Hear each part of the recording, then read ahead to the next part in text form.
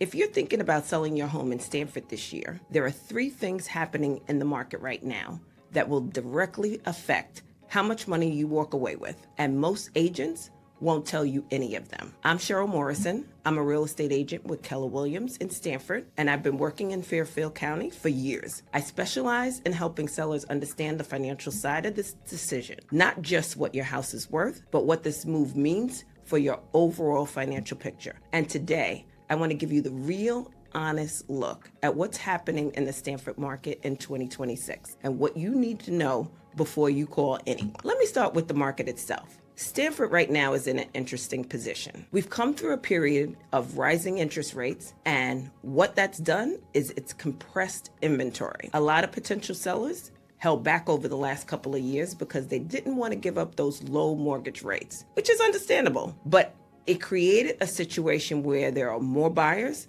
than homes available for sale. And when that's the dynamic, sellers who are prepared and priced correctly have enormous leverage. But here's what I want you to understand. Leverage doesn't mean you can price at whatever number feels good. Leverage means you have an opportunity, and whether you capture that opportunity or lose it depends almost entirely on how you approach the listing. The biggest mistake I see Stamford sellers make in a strong market is overpricing. And I understand why it happens. You hear that your neighbor's house sold for a lot. You put money into the home. Over the years, you feel like the market owes you a number. But here's what actually happens when you overprice in Stamford right now. The house sits. And once the house sits, even for 2 or 3 weeks, buyers start asking questions. They assume something's wrong with the house. They start lowballing. The longer the house sits, the more leverage shifts from you to the buyer. I've watched sellers lose $50,000, $75,000, and even more by starting too high and having to chase the market down. Pricing right from day one isn't leaving money on the table. It's actually how you get top dollar. So that's the first thing. Let's talk about the second thing, which is preparation. The Stamford buyer in 2026 is sophisticated.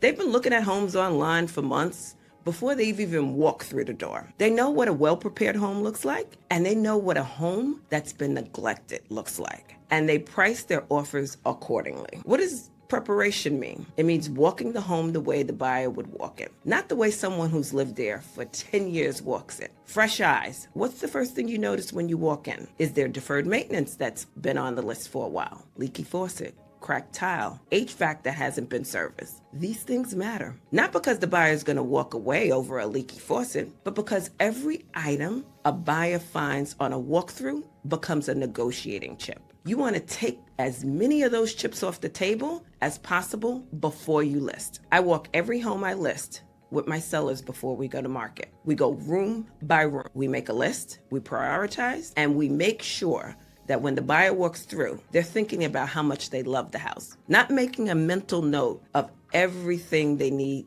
to fix. Now, let's talk about the third thing. And this is the one that most agents really won't talk to you about. It's the financial picture after the sale. Most listing conversations are entirely focused on getting the highest price. And that matters, of course. But when you sell a home in Stamford, you're potentially unlocking a significant amount of equity. For a lot of sellers, this is the largest financial event of their lives. And what you do with that money, where you go next, how you time the move, what you buy and don't buy, matters just as much as the sale price. I come from a financial background. Before I was in real estate, I spent years in corporate finance, accounting, and auditing. And I bring a financial lens to every listing conversation I have. We're not just talking about how much your home is worth. We're talking about what this move means for your financial future. Are you downsizing? Are you relocating? Are you taking equity and investing it somewhere else? These are questions that deserve real answers, not just a number on a listing sheet. Your home equity is probably your largest financial asset, and I believe you deserve an agent who treats it that way. So let me bring this all together. If you're thinking about selling your home in Stamford in 2026, here's what I want you to take away from this video. 1, the market is in your favor right now, but only if you're priced correctly. 2, preparation before you list is not optional. It's how you protect your negotiating position. And 3, the financial conversation doesn't end at the sale price. It starts there. If you want to have a real conversation about your specific situation, about your home, your equity, and whether now is the right time to move, reach out to me. I do these consultations at no charge or obligation because I believe you deserve real information before you make one of the biggest financial decisions of your life. If this video was helpful, please share it with someone who's thinking about making a move this spring. Subscribe for more honest Fairfield County real estate content. See you next time.